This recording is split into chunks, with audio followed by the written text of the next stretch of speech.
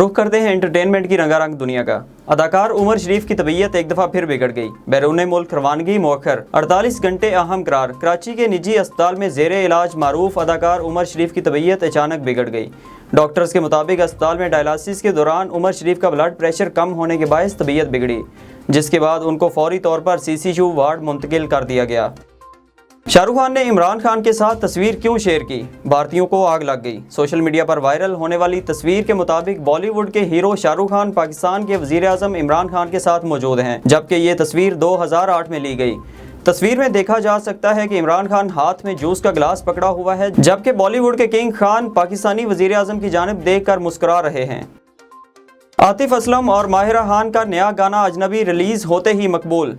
गुलकार आतिफ असलम ने कुछ अर्सा कबल अपने नए गाने अजनबी को रिलीज करने का ऐलान किया था। ताहम उन्होंने अपने मद्दाहों को ये सरप्राइज देकर हैरान कर दिया था कि इस गाने में अदाकारा माहिरा खान उनके साथ परफॉर्म करेंगी।